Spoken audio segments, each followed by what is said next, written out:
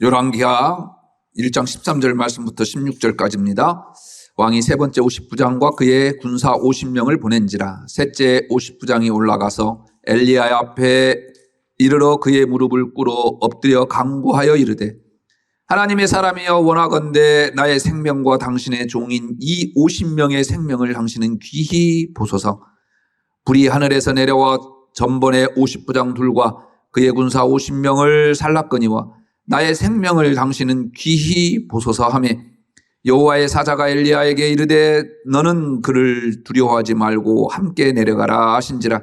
엘리야가 곧 일어나 그와 함께 내려와 왕에게 이르러 말하되, 여호와의 말씀이 내가 사자를 보내 에그론의 신 바알 세부백에 물으려 하니 이스라엘에 그의 말을 물을 만한 하나님이 안 계심이냐. 그러므로 내가 그 올라간 침상에서 내려오지 못할지라 내가 반드시 죽으리라 하셨다 하니라. 아멘.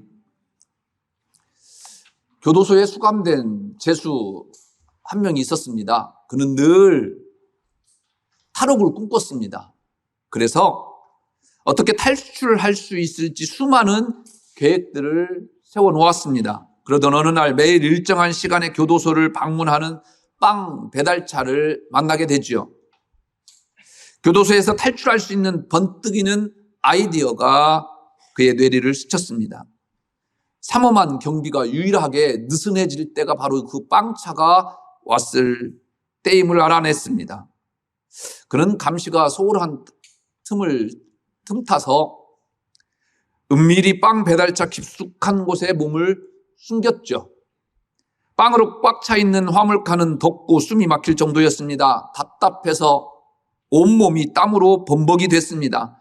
이러다 죽을 수도 있겠다라고 생각했지만 잠시 있을 해방과 자유의 몸이 될 것을 생각하고 넉넉히 이길 수 있고 참아냈습니다.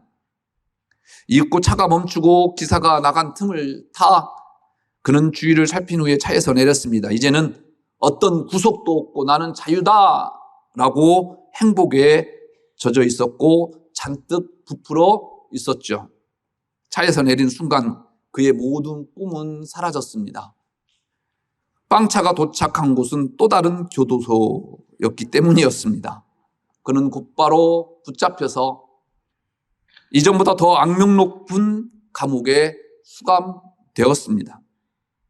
인생에서 흔히 굴곡지다라는 말을 자주 쓰지요. 굴곡지다. 이리저리 굽어있다. 사람이 살아가면서 잘 되거나 잘 안 되거나 하는 일이 번갈아 나타나는 변동이 있다라는 뜻이죠. 굴곡진 인생을 살아가는 분들이 의외로 참 많습니다. 인생에서 만나는 위기의 순간들도 있습니다. 그럴 때마다 회피하고 도피처를 찾는다고 한다면 더 안 좋은 상황으로 빠져들 수밖에 없습니다. 인생이 계획한 대로 된다면 얼마나 살만한 인생이겠습니까? 좋겠습니까? 계획을 했다 하더라도 실행시키지 못하는 경우도 참 많습니다. 그러나 우리의 인생과 다른 인생을 살아가시는 분이 계십니다. 바로 하나님이십니다. 하나님은 당신의 계획을 100% 실행하시고 성취해 나가시는 분이십니다. 그 하나님께서 저와 여러분들의 계획을 알고 있다는 것 기억하십니까? 지금 내 인생이 그 어떤 것도 결코 우연히 일어난 것이 아닙니다. 돌이켜보면 모든 것이 하나님의 섭리였고 하나님의 뜻이었음을 오늘 이 자리에 앉아서 예배드리는 여러분들 또한 고백하지 않습니까? 열왕기서는 솔로몬 왕 때부터 남북 이스라엘이 멸망할 때까지 대략 400년 동안의 역사를 기록한 책입니다. 여러 왕을 중심으로 흥하기도 하고 쇠하기도 했습니다.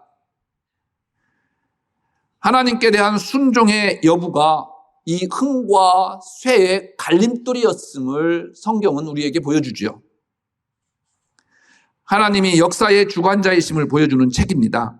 오늘 본문을 보면요, 아하시아라고 하는 왕이 나옵니다. 성경에 이 아하시아라고 하는 왕이 둘이에요.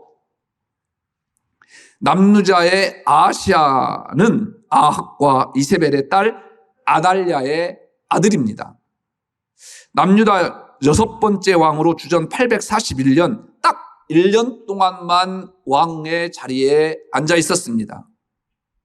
악한 짓을 해서 여러분들이 잘 알고 있는 예후에 의해서 목숨을 잃게 되는 왕입니다. 또 다른 아하시아는 여러분들이 가장 악독한 북이스라엘의 왕으로 알고 있는 아합 왕의 장남입니다.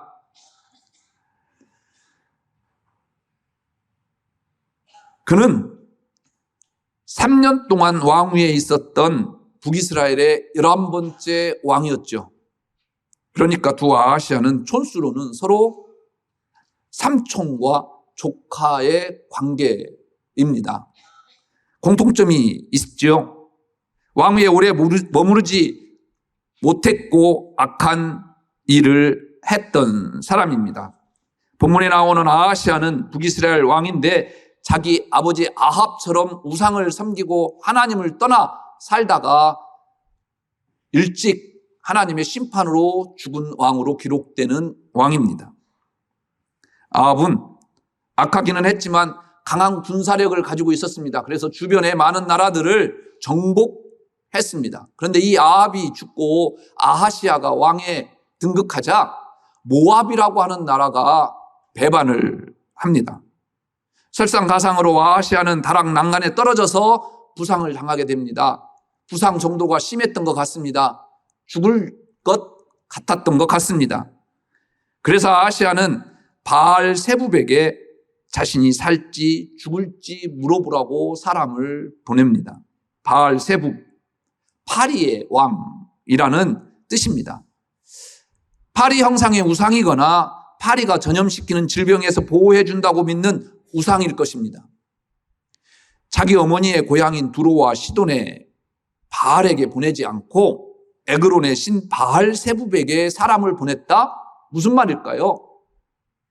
바알 신뿐만 아니라 온갖 우상을 섬겼던 사람이 바로 아하시아였음을 우리에게 보여줍니다. 하나님의 사자가 엘리야에게 바알세붑에게 물어가는 사람들에게 이렇게 말하라고 하죠. 이스라엘에 하나님이 없어서 너희가 에그론의 신 바알세붑에게 물으러 가느냐? 그러므로 여호와의 말씀이 내가 올라간 침상에서 내려보지 못할지라 내가 반드시 죽으리라. 엘리야의 말을 들은 사람들이 아하시아에게로 돌아가서 전하지요. 화가 난 아하시아는 50명의 군사를 보내서 바로 그 엘리야를 잡아오라고 합니다. 이렇게 보낸 1차, 2차로 간 50부장과 군사들이 모두 죽임을 당합니다. 그러나 3차로 갔던 50부장과 군사들은 오늘 본문에서처럼 죽지 않습니다. 왜?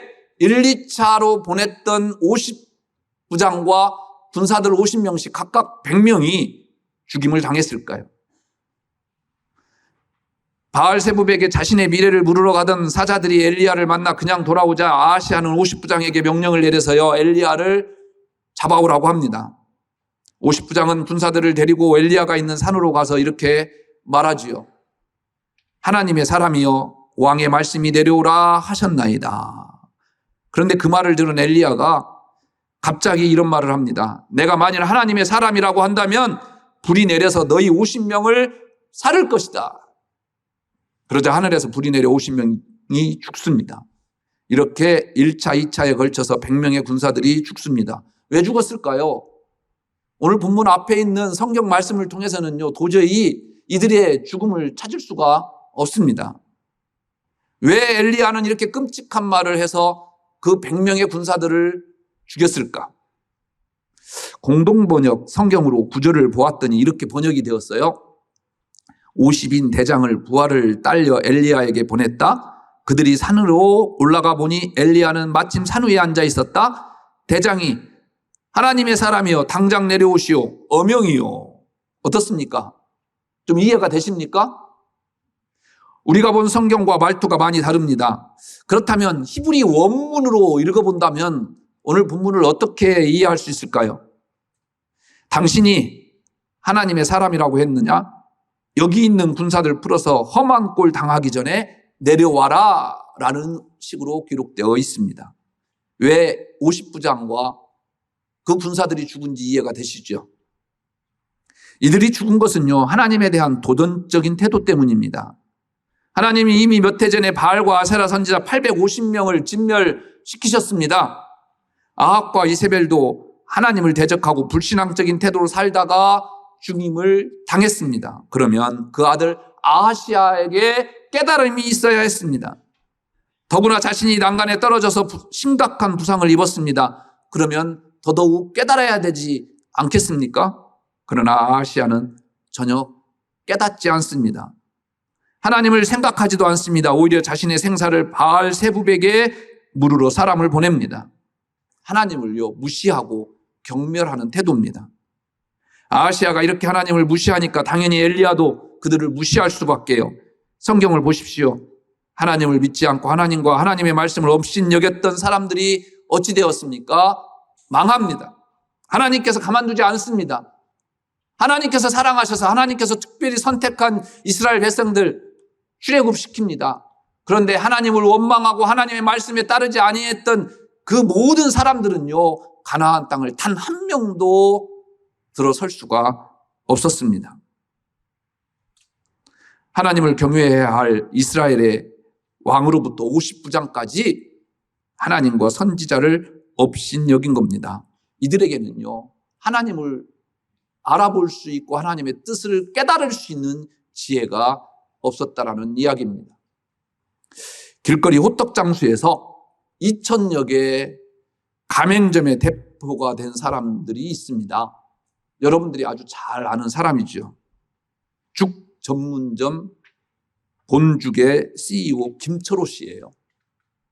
그는 자신의 사업 경험담을 정성이라고 하는 책에 담아 출판했습니다. 본죽을 시작하기 전에 그가 운영하던 회사가 IMF 때 부도를 맞아서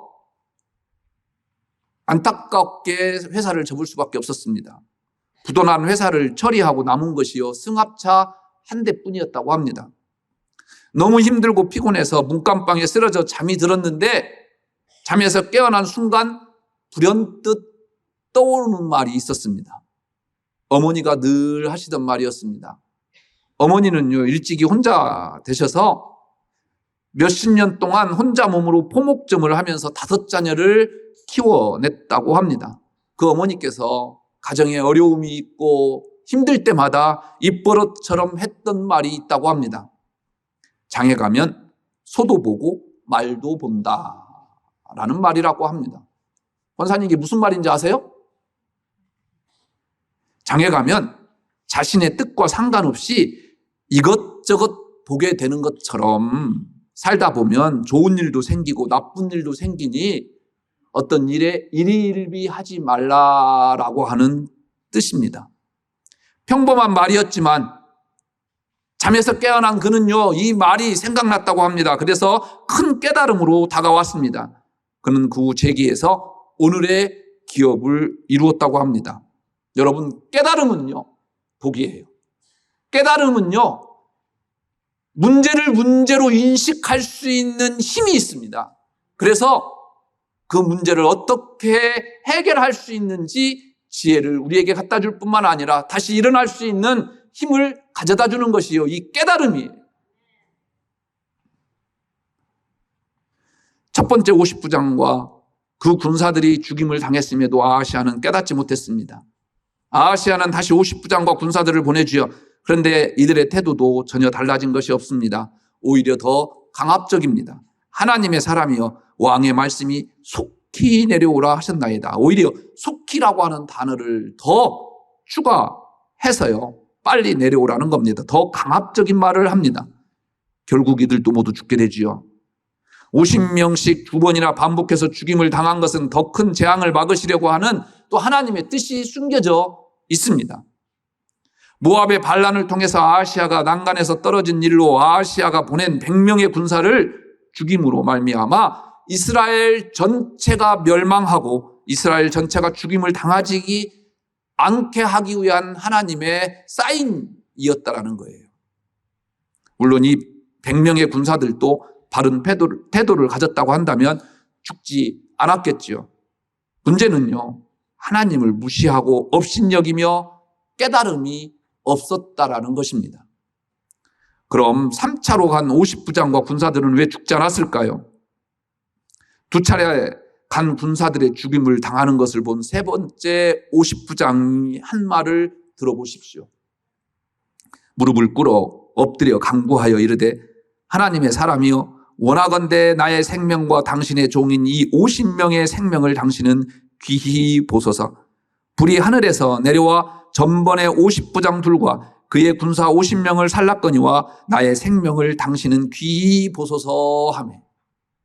첫 번째와 두 번째 50부장의 말과는요, 차원이 다릅니다. 우리의 생명을 귀히 여겨달라고, 긍휼히 여겨달라고요, 엘리야 앞에서 무릎 꿇습니다. 왜 이 50부장은 이렇게 말을 했을까요? 첫 번째, 두 번째 50부장을 보면서요, 깨달음이 있었어요. 아, 내가 살 수 있는 길은 그 엘리야에게, 그 하나님 앞에 무릎 꿇고 긍휼을 구하는 길밖에 없다라는 것이었습니다. 하나님 앞에서 우리가 구할 것이 무엇입니까? 긍휼입니다. 불쌍히 여겨달라고 하는 그 기도입니다. 하나님은 불쌍히 여기실 만한 사람들을 불쌍히 여깁니다. 하나님 앞에 불쌍히 여겨달라고 매달릴 때 우리를 외면하지 않으시는 분이라는 것입니다. 여리고 맹인 바디메오가 다윗의 자손 예수여 나를 불쌍히 여기소서 외치자 예수님은 그 눈을 만져서 뜨게 하십니다. 나병 환자 10명이 소리 높여 예수 선생님이여 우리를 불쌍히 여기소서 외치자 주님은 이들도 고치십니다. 주님은 이렇게 긍휼을 구하는 자에게 긍휼을 베푸시기를 원하신다라는 겁니다. 조선시대에 가장 존경할 만한 학자를 뽑으라고 한다면 저는 당연히 퇴계 이황 선생을 꼽을 겁니다. 그에게 혼인한 지 얼마 되지 않아서 혼자가 된 둘째 며느리 유 씨가 있었습니다. 결혼하자마자 둘째 아들이요 죽었어요. 이황은 평생을 외롭게 살아갈 며느리가 아주 걱정스러웠습니다. 하지만 연려불경 이부라고 하는 유교적 규범 때문에 어찌할 수 없습니다. 연려는 두 남편을 섬길 수 없다라고 하는 유교적인 생각이죠. 어느 날 저녁 이황이 집안을 돌아보는데요. 며느리 방에서 이상한 소리가 들리는 거예요. 혼자만이 아닌 거예요. 분명 도란도란 이야기를 나누는 소리였습니다. 순간 이황의 몸은요 얼어붙었어요. 지체 높은 유교학자의 집에 며느리가 다른 남정네를 불러다가 그런 생각을 가질 수밖에 없었어요. 그래서 선비로서 차마 할 수 없는 일을 하게 되죠. 며느리 방을 엿봤어요. 무슨 일이 있는지. 방안을 살펴보니까 며느리는요 술상을 차려놓고 집부로 만든 인형과 마주 앉아 있는 겁니다. 며느리는 인형 앞에서 술상을 차려놓고요 그 인형에게 이렇게 말을 건넵니다. 여보 한 잔 드세요. 한참 동안 이런저런 이야기를 하다가 이 며느리는요 또 흐느껴 울기 시작했습니다. 이것을 본 시아버지 이황은요 너무너무 가슴 아프고 마음으로 눈물을 흘리면서요 다짐을 했습니다. 한 지아비만 섬겨야 한다라고 하는 법을 어겨야겠다 마음 먹죠. 며느리를 재혼시켜주고자 며느리 유 씨에게요 심부름을 시아버지가 시킵니다. 귀가가 늦어졌다라고 하는 트집을 잡아서요 집에서 내쫓았어요. 쫓겨난 며느리 유 씨는요 친정으로 가는 도중에 자결을 하려다가 친정아버지에게 꼭 이것만큼은 건네라라고 한 시아버지의 편지를 죽기 전에 이거라도 한번 읽어보자라고 해서 꺼내 읽었습니다. 다른 내용이 아니었습니다. 며느리에게 부탁하는 이야기도 있었습니다. 이것을 전하면 친정에서 너를 제가시켜 줄 것이다. 행복을 빌겠다는 내용이었습니다.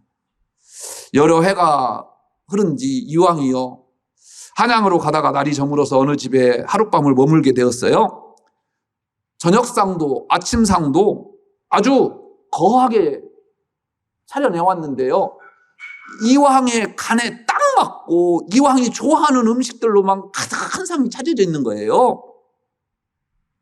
참 이상하다. 거하게 잘 먹었습니다. 이제 길을 떠나려고 하는데요.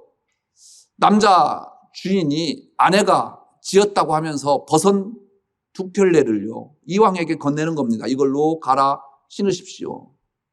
신어보니까 딱 맞아요. 누가 했겠어요? 어떻게 알아요? 이왕은요,